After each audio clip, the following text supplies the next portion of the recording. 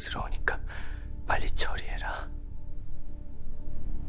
더 깊은 이야기가 궁금하시다면 구독 버튼을 눌러주세요. 대전시 서구 용두동 오대양 공예품 공장 식당의 천장은 금방이라도 무너질 듯 위태롭게 휘어져 내려앉아 있었다.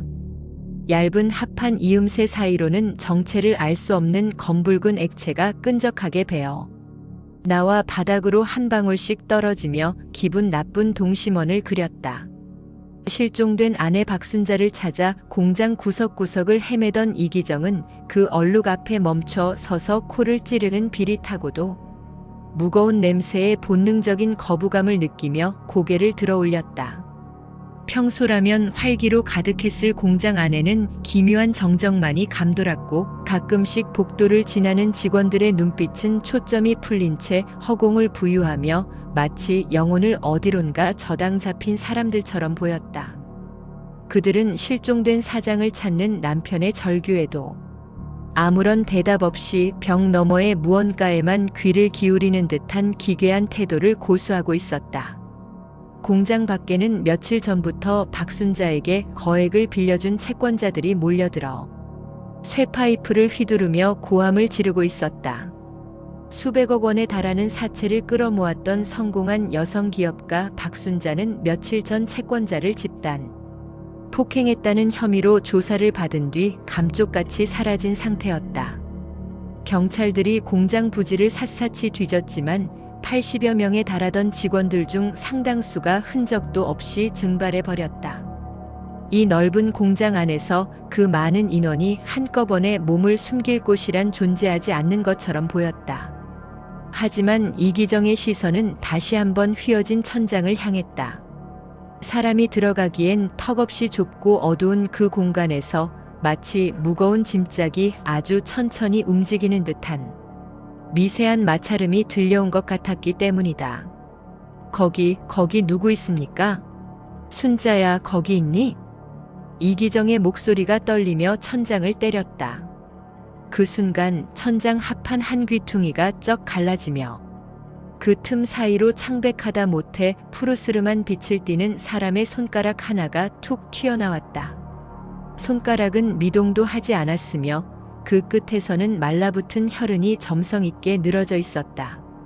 경찰 한 명이 급히 의자를 딛고 올라가 그 손가락을 건드렸을 때 그것은 이미 얼음장처럼 차갑게 식어 있었다. 서둘러 손전등을 켜고 천장 안쪽을 비춘 순경의 입에서 짧은 비명이 터져 나왔다. 좁고 어두운 합판 위 켜켜이 쌓인 먼지 사이로 수십 개의 발목과 손들이 엉겨 붙어 있는 모습이 빛의 줄기를 따라 기괴한 군상으로 드러난 것이다. 기록에 따르면 당시 현장에 출동했던 경찰들은 처음에 그것이 마네킹이나 물건, 더미일 것이라 생각했다고 전해진다. 사람이 도저히 버틸 수 없는 섭씨 40도에 육박하는 찜통 같은 천장 속 공간에 그 많은 인원이 들어가 있을 리 없다는 상식 때문이었다. 그러나 손전등 빛이 더 깊은 곳을 비추자 그곳에는 기괴한 자세로 엎드려 있거나 서로를 껴안은 채 굳어버린 인간의 형체들이 끝도 없이 이어져 있었다. 마치 거대한 무덤을 공중에 매달아 놓은 듯한 형상이었다. 사다리를 타고 올라가 천장 뚜껑을 완전히 젖혔을 때 그곳에서 쏟아져 나온 것은 단순한 시신들이 아니었다.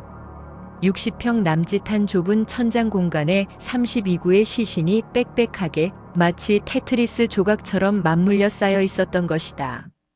시신들은 하나같이 흰 속옷 차림이거나 얇은 일상복을 입고 있었는데 이상하게도 그들의 목에는 하나같이 뚜렷한 압박 흔적이 남아 있었다. 좁은 공간에서 서로를 짓누르며 죽어간 것이라면 질식의 흔적이 있어야 했지만 그들의 죽음은 마치 누군가에 의해 정교하게 집행된 것처럼 일정한 규칙성을 띠고 있었다. 시신들 사이사이에는 찢어진 메모지와 알약, 그리고 절반쯤 비워진 물통들이 굴러다니고 있었다. 그들은 이 뜨거운 천장 위에서 며칠을 버틴 것일까? 그리고 왜 누구 하나 밖으로 나가려 하거나 살려달라는 비명을 지르지 않았던 것일까? 1987년의 뜨거운 여름, 이 밀실 아닌 밀실에서 벌어진 일은 목격자도 생존자도 없는 침묵의 사육전이었다. 이 참혹한 광경을 지켜보던 사람들은 할 말을 잃었다. 한때는 누군가의 소중한 가족이었고 누군가의 성실한 직원이었을 그들이 왜 스스로 이 어둡고 좁은 구덩이로 기어 들어갔어야 했는지 그 처절한 마지막 순간을 상상하는 것만으로도 가슴 한구석이 서늘해진다. 시신을 수습하는 경찰들의 손길조차 떨리고 있었다. 그들은 무엇을 믿었기에 혹은 무엇이 두려웠기에 이토록 기괴한 종말을 선택한 것일까? 조사가 시작되기도 전에 발견된 시신의 수는 39를 넘어섰다. 1단, 2단으로 겹겹이 쌓인 시신들 사이에서 마침내 이 공장의 주인이자 실종됐던 박순자의 시신도 확인되었다. 그녀는 가장 안쪽 마치 재단의 중심처럼 보이는 곳에 두 아들과 함께 누워 있었다. 경찰이 시신을 하나씩 수습해 아래로 내릴 때마다 식당 바닥은 거대한 시체 안치소로 변해갔다.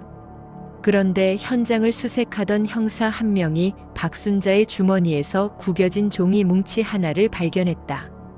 그곳에는 붉은색 펜으로 휘갈겨 쓴 짧은 문장들이 적혀 있었다. 지금 우리를 데려가려 한다. 거의 다 왔다. 조금만 더 참으면 된다. 성령의 인도가 시작되었다. 누가 그들을 데려가려 한다는 것인가? 천장 위에서 발견된 32명의 남녀는 모두 오대양의 핵심 간부와 그들의 가족이었다. 그들은 죽음을 맞이하기 직전까지 무언가를 기다리고 있었던 것처럼 보였다. 하지만 현장을 정밀 감식하던 중 법의학자들은 도저히 이해할 수 없는 모순점을 발견하게 된다. 시신들 중 일부는 저항한 흔적이 전혀 없었지만 일부는 손톱이 부러질 정도로 벽을 긁거나 옆 사람의 옷자락을 강하게 쥐고 있었다. 무엇보다 가장 이상한 점은 천장 한복판에서 발견된 지휘자로 추정되는 인물, 공장장 이경수의 상태였다. 그는 다른 이들과 달리 단정하게 옷을 입은 채 앉은 자세로 죽어 있었는데 그의 손에는 굵은 나일론 줄이 쥐어져 있었다. 그 줄의 끝은 천장 석가래에 연결된 것이 아니라 옆에 누워있던 다른 여인의 목으로 향하고 있었다. 죽음의 연쇄고리가 천장 위를 복잡하게 얽어매고 있었던 것이다. 이들은 스스로 목숨을 끊은 것인가 아니면 거대한 사륙의 현장에 희생된 것인가? 공장 밖에서 이 소식을 들은 채권자들과 유가족들은 오열하며 공장 안으로 진입하려 했다. 그들 중 한 노인이 경찰의 저지를 뚫고 소리쳤다. 그 사람들은 죽을 사람들이 아니야. 어제까지만 해도 우리한테 돈을 갚겠다고 큰 분이 오시면 해결된다고 했단 말이야. 노인이 말한 큰 분은 누구를 지칭하는 것일까? 그리고 천장 위에서 발견된 시신들 외에 공장을 빠져나간 것으로 알려진 나머지 50여 명의 직원들은 지금 어디에서 이 광경을 지켜보고 있는 것일까? 경찰이 사체 수습을 마무리하려던 찰나 천장 구석에서 아직 온기가 남아있는 작은 상자 하나가 발견되었다. 상자 안에는 수십 장의 편지와 함께 날짜가 적히지 않은 기묘한 명단이 들어있었다. 명단의 맨 윗부분에는 생존자라는 글자가 적혀 있었고 그 아래에는 이미 시신으로 발견된 사람들의 이름이 지워진 채 남아있었다. 하지만 명단의 마지막 칸, 아직 지워지지 않은 단 하나의 이름이 형사의 눈에 들어왔다. 그 이름은 현장에 있던 그 누구의 이름도 아니었으며 명단 옆에는 이해할 수 없는 숫자들이 나열되어 있었다. 이 이름의 주인공은 과연 누구이며 32명이 천장 위로 올라가기 직전 공장 창고에서 벌어진 예행연습의 정체는 무엇이었을까? 1987년 8월 29일 천장에서 시신이 발견되기 정확히 72시간 전 오대양 대전 공장의 정문은 굳게 닫혀 있었지만 그 내부에서는 거대한 파열음이 들려오고 있었다. 기록에 따르면 당시 오대양은 단순한 공예품 회사가 아니었다. 그곳은 사장 박순자를 어머니라 부르며 따르는 이들이 모인 폐쇄적인 공동체이자 한 번 발을 들이면 전 재산을 헌납해야만 나갈 수 있는 기묘한 요새였다. 공장 내부를 목격했던 이들의 진술은 하나같이 일관된다. 그곳의 직원들은 잠을 자지 않는 것처럼 보였고 박순자의 말 한마디에 일사불란하게 움직이는 군대와 같았다고 전해진다. 하지만 그 견고해 보이던 유리의 왕국은 170억 원이라는 천문학적인 사채 이자에 조금씩 금이 가고 있었다. 사건의 도화선이 된 것은 8월 1일 발생한 채권자 집단 폭행 사건이었다. 돈을 돌려달라며 공장을 찾아온 채권자를 직원들이 집단으로 폭행하고 강제로 채무 포기 각서를 쓰게 만든 이 사건으로 박순자는 경찰의 수사망에 오른다. 평소 자선 사업가이자 성공한 여성 기업인으로 칭송받던 그녀의 가면이 벗겨지는 순간이었다. 경찰 조사를 받고 풀려난 박순자는 그 길로 잠적했고 그녀를 따르던 핵심 간부들과 추종자 80여 명 역시 공장 안에서 종적을 감췄다. 외부에서는 그들이 어딘가로 도주했을 것이라 짐작했지만 실상은 달랐다. 그들은 도망친 것이 아니라 공장 내부에 더 깊고 어두운 곳으로 자신들을 가두고 있었다. 공장 내부의 CCTV나 기록이 전무한 상황에서 당시의 분위기를 짐작게 하는 것은 현장에서 발견된 수천 장의 반성문이다. 기록에 따르면 오대양 직원들은 매일같이 자신의 잘못을 참회하는 반성문을 써서 박순자에게 제출해야 했다. 어머니의 뜻을 받들지 못해 죄송합니다. 세상에 악한 기운에 물들었습니다와 같은 문장들이 빼곡히 적힌 종이들은 그들이 이미 심리적으로 완전히 고립된 상태였음을 시사한다. 특히 실종 직전 72시간 동안 공장 안에서는 소위 반성회라 불리는 가혹한 규율 집행이 극에 달했다고 전해진다. 박순자는 공장 내 스피커를 통해 끊임없이 메시지를 전달했다. 세상이 우리를 죽이려 한다. 우리는 정결해져야 한다.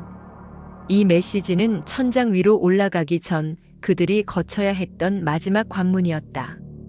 이상한 점은 현장에 남아있던 50여 명의 생존 직원들의 반응이다.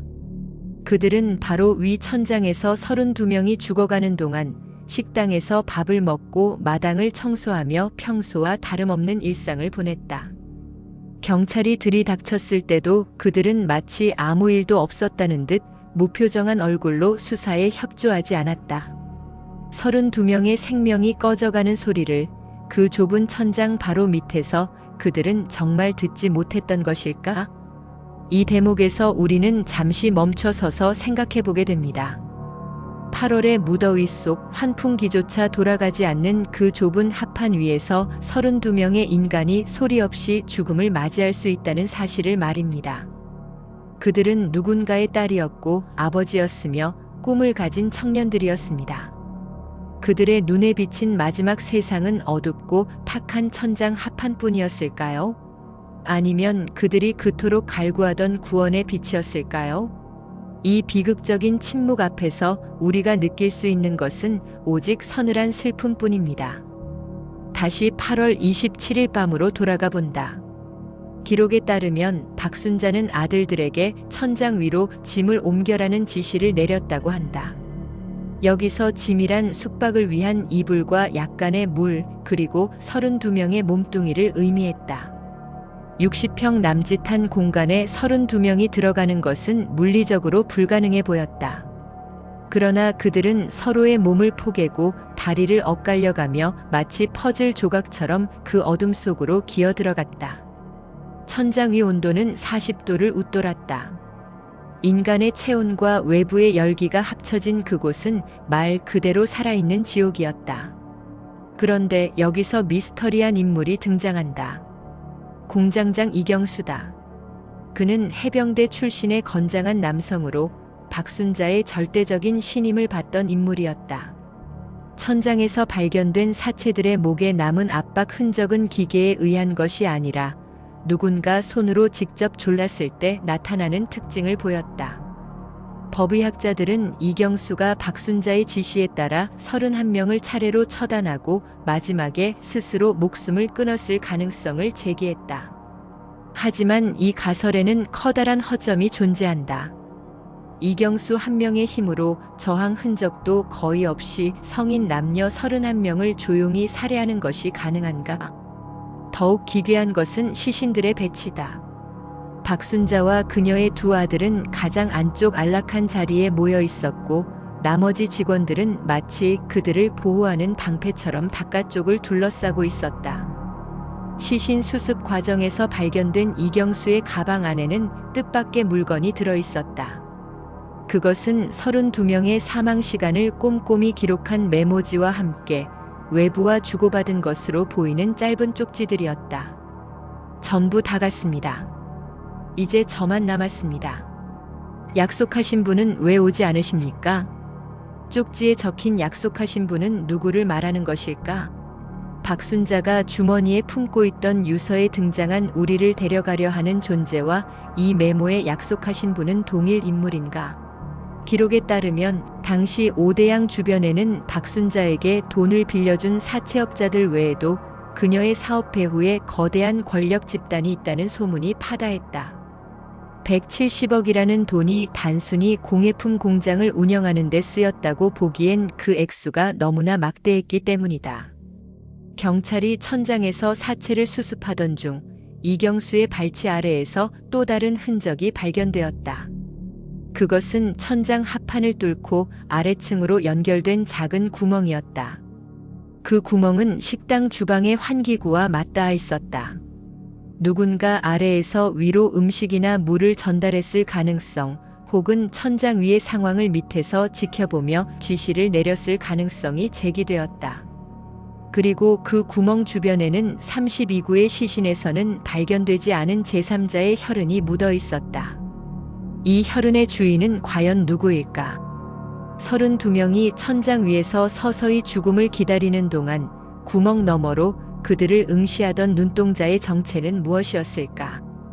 천장 위 32구의 시신이 차가운 병원으로 이송되는 동안 경찰의 수사는 자연스럽게 이들을 죽음으로 몰아넣은 근원인 돈으로 향했다. 기록에 따르면 박순자가 채권자들로부터 끌어모은 자금은 당시 가치로 무려 170억 원에 달했다. 현재 가치로 환산하면 수천억 원에 육박하는 막대한 금액이다. 하지만 기이하게도 오대양의 회계장부 어디에서도 그 큰 돈의 행방은 찾을 수 없었다.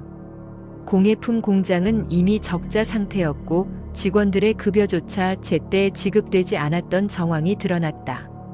그렇다면 그 많은 돈은 대체 어디로 증발해버린 것일까? 수사팀은 박순자가 작성했던 입금 전표와 메모들을 대조하던 중 매달 일정 금액이 특정 종교단체와 연결된 기업체로 흘러들어간 정황을 포착했다. 여기서 사건은 새로운 국면을 맞이한다. 죽은 32명 외에 현장에서 발견되었던 50여 명의 생존 직원들, 그들의 입에 전 국민의 이목이 쏠렸다. 그들은 천장 바로 밑에서 며칠을 보냈으면서도 하나같이 아무것도 보지 못했고 아무 소리도 듣지 못했다는 답변만을 앵무새처럼 반복했다. 기록에 따르면 이들은 경찰 조사 과정에서도 기묘할 정도로 차분했으며 심지어 동료와 가족이 죽어나간 상황에서도 슬픔보다는 무언가를 숨기려는 강한 의지를 보였다고 전해진다. 수사관들은 이들의 눈빛에서 공포가 아닌 어떤 거대한 신념에 대한 맹목을 읽어냈다고 수뢰했다. 이 대목에서 우리는 과연 인간의 믿음이 어디까지 잔인해질 수 있는지 묻지 않을 수 없습니다. 사랑하는 가족이 머리 위에서 서서히 죽어가고 있다는 사실을 알면서도 밥을 먹고 일상을 유지했던 그들의 심장 속에는 무엇이 들어있었을까요? 32명의 생명이 꺼져가는 동안 그들이 지켰던 것은 신앙이었을까요? 아니면 누군가의 명령이었을까요? 이 비극적인 침묵의 무게가 오늘따라 유난히 무겁게 느껴집니다. 수사가 진행되면서 생존 직원 중 한 명인 어 씨의 진술에서 결정적인 모순이 발견되었다. 그는 사건 당일 공장을 떠나 있었다고 주장했지만 공장 정문 인근 구멍가게 주인의 증언은 달랐다. 그날 밤 검은색 승용차 한 대가 공장 후문을 통해 은밀히 빠져나가는 것을 봤다는 것이었다. 그 차 안에는 박순자의 최측근이자 이번 사건의 핵심 열쇠를 쥐고 있을 것으로 추정되는 인물이 타고 있었다는 기록이 남아있다. 그는 박순자가 큰 분이라 부르며 경외했던 인물과 연결된 수행원이었다. 관점을 조금 바꿔보자. 우리가 지금까지 박순자를 이 모든 비극의 설계자로 보았다면 만약 그녀 역시 거대한 체스의 말에 불과했다면 어떨까? 기록에 따르면 오대양은 초기 설립 당시부터 특정 기업인 유모회사가 이끄는 종교단체의 지원을 받았다는 의혹이 끊이지 않았다.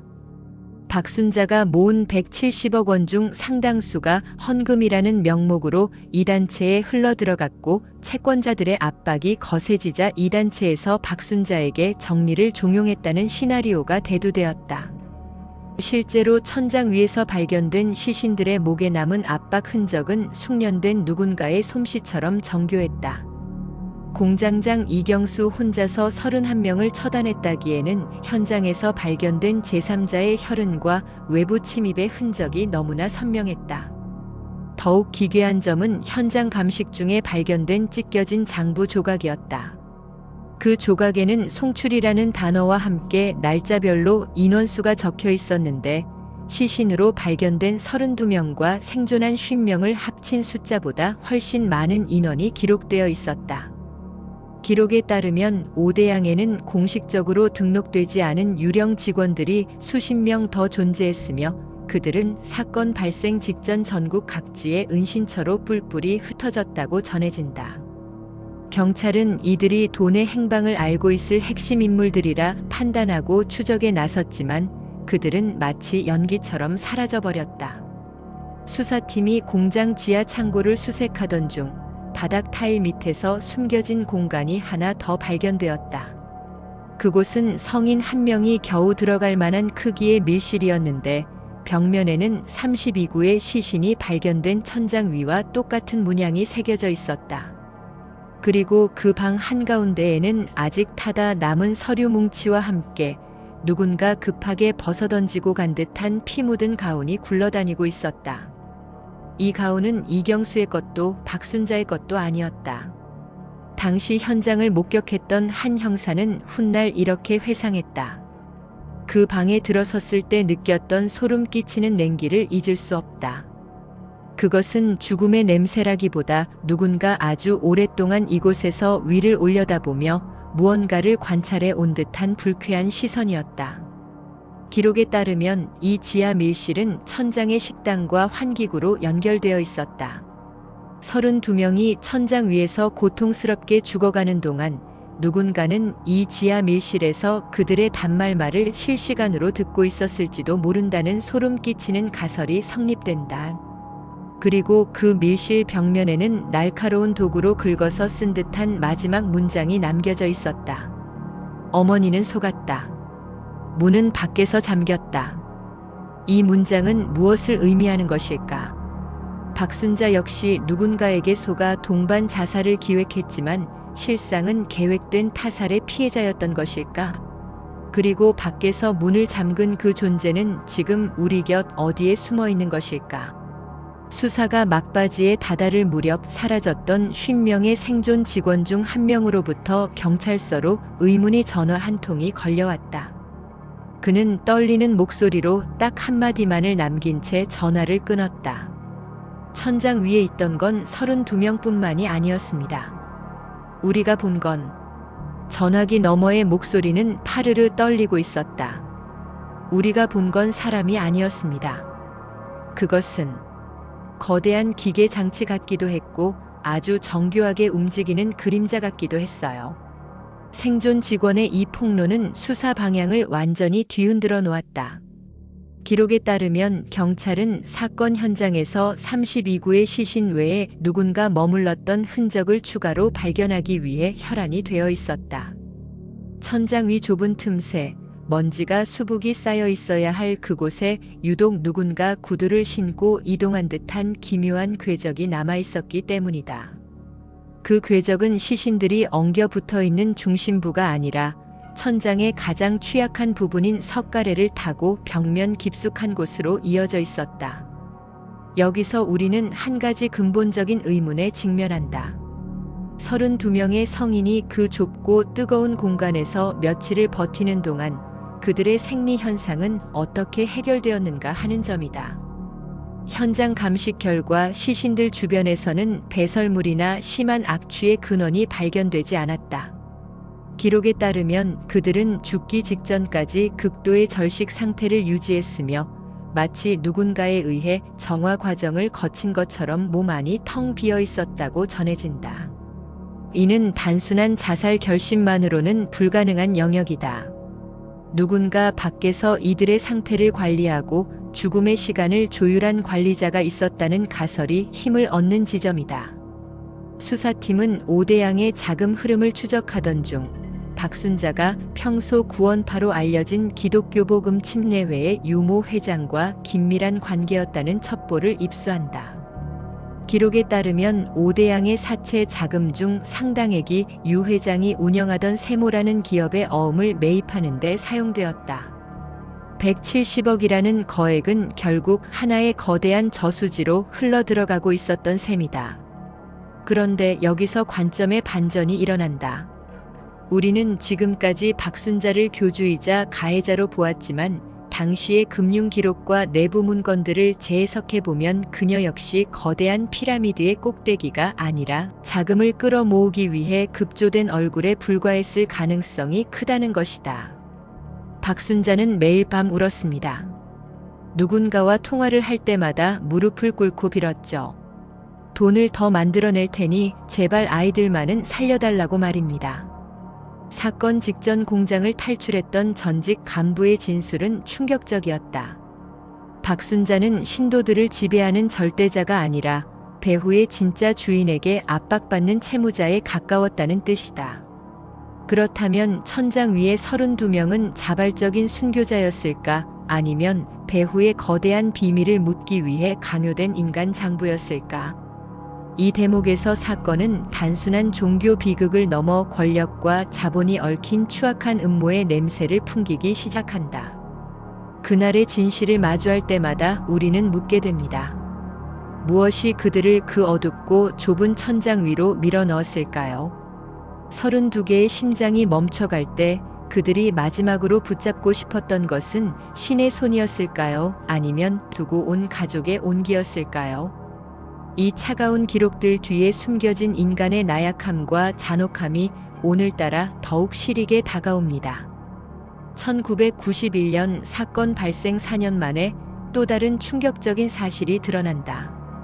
오대양 사건의 핵심 연루자 6명이 돌연 자수를 선택한 것이다. 그들은 지난 4년 동안 세모그룹의 비호 아래 은신처를 옮겨다니며 생활해왔다고 고백했다. 하지만 그들의 자수에는 묘한 구석이 있었다. 그들은 하나같이 박순자와 31명은 동반 자살한 것이 맞으며 배후는 없다는 주장만을 되풀이했다. 기록에 따르면 이들의 자수 시점은 검찰이 세모그룹에 대한 대대적인 수사를 검토하던 시기와 절묘하게 일치한다. 마치 누군가 여기까지만 알고 멈춰라는 신호를 보낸 듯한 모양새였다. 경찰은 자수자들의 진술을 토대로 재수사에 착수했지만 결정적인 증거들은 이미 4년이라는 시간 속에 풍화되어 있었다.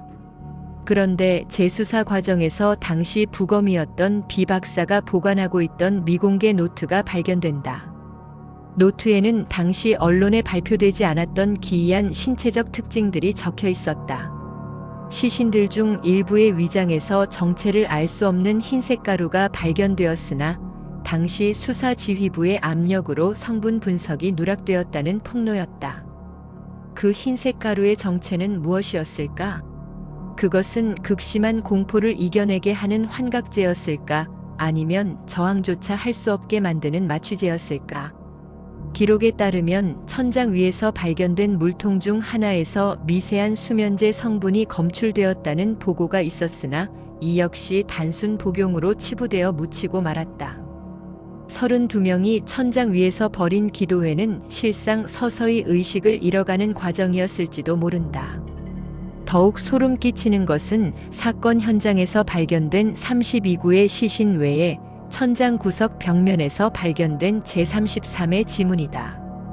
이 지문은 시신 수습에 참여했던 경찰이나 구급대원의 것과도 일치하지 않았다. 그리고 이 지문의 주인공은 훗날 세모그룹의 보안 담당자로 근무하던 C씨의 것으로 확인되었다는 풍문이 돌았다. 하지만 공식적인 기록에서 이 지문의 존재는 어느 순간부터 지워져 있었다. 누군가 현장을 완벽하게 정리하고 나갔다는 증거가 곳곳에서 포착되고 있었지만 진실은 거대한 장막 뒤로 숨어버렸다.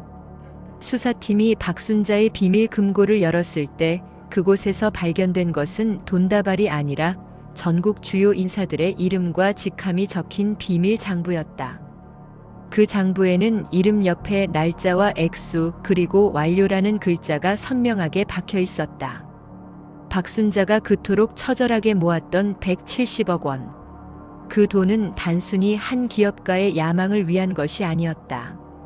그것은 거대한 성체를 유지하기 위한 기름이었고 그 기름이 떨어졌을 때 성체의 주인은 거추장스러운 부속품들을 천장 위로 폐기 처분한 것인가. 1991년의 재수사도 결국 집단 자살이라는 결론을 뒤집지 못한 채 종결되었다.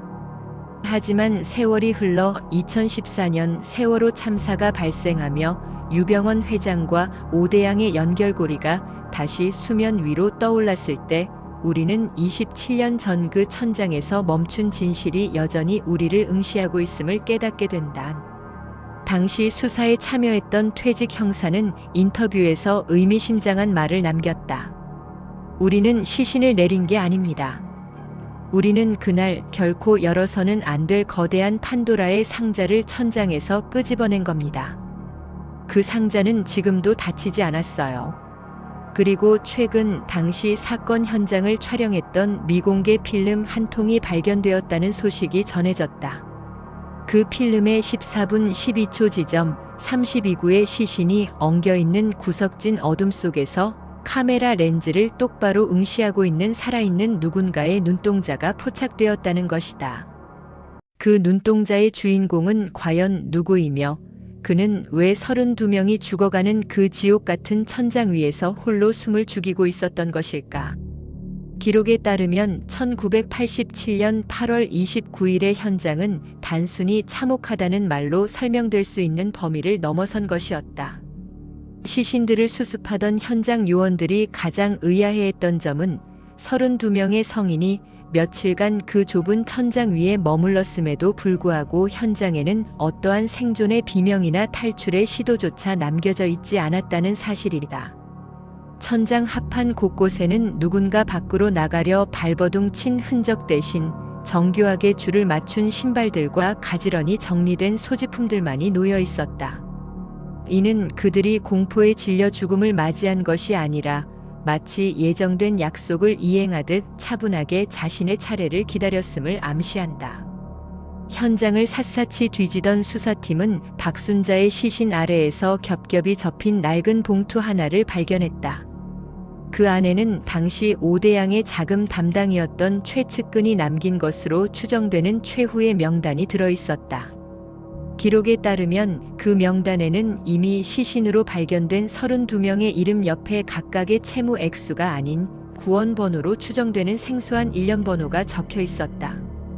그리고 명단의 맨 마지막 장 그곳에는 현장에서 시신으로 발견되지도 생존자로 파악되지도 않은 제33의 인물에 대한 묘사가 담겨 있었다.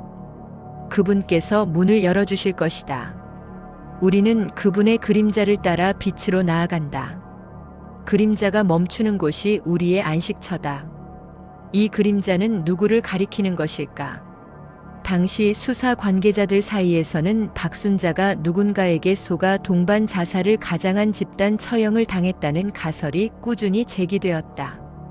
32명의 목에 남은 압박 흔적의 방향과 강도가 지나치게 일정했다는 점, 그리고 현장에서 발견된 나일론 줄의 매듭 방식이 일반적인 민간인의 솜씨가 아닌 특수 훈련을 받은 자의 것과 흡사했다는 증언이 이를 뒷받침한다.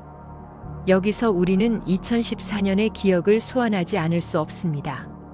1987년 오대양의 이름이 세월호 참사와 함께 유병언이라는 이름으로 다시 부활했을 때 유가족들과 대중들이 느꼈던 그 형언할 수 없는 소름과 기시감 말입니다. 27년이라는 긴 세월이 흘렀음에도 불구하고 오대양의 천장 위에서 멈춘 그 질문들은 여전히 우리 사회의 어두운 구석을 응시하고 있습니다. 진실은 때로 너무 무거워서 수면 위로 떠오르기까지 수십 년의 침묵을 요구하기도 합니다.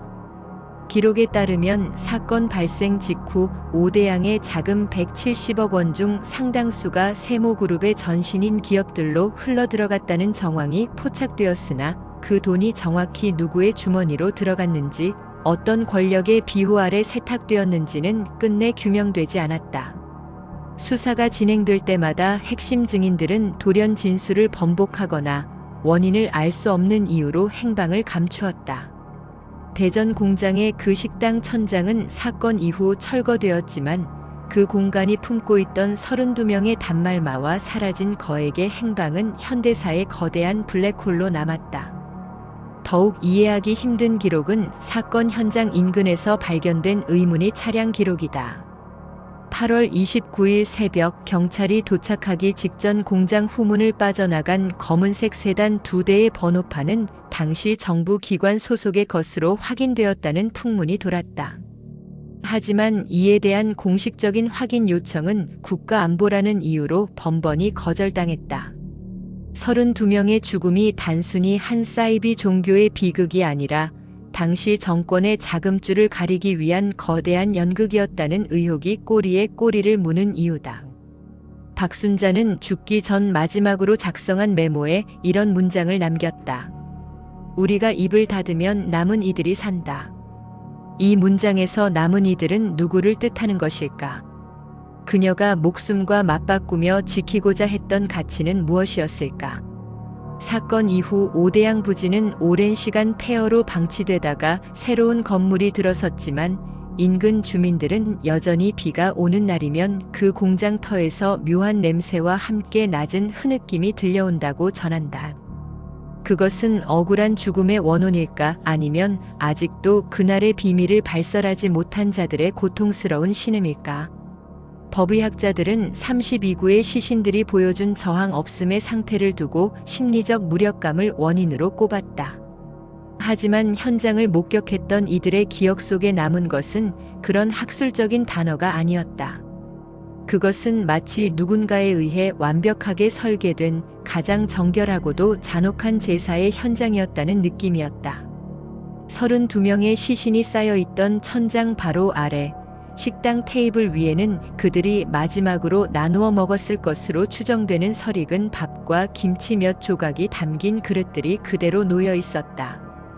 그들은 죽음을 목전에 두고 무슨 대화를 나누었을까? 오대양 집단 변사 사건은 1987년의 뜨거웠던 여름과 함께 역사 속으로 매몰된 듯 보였다.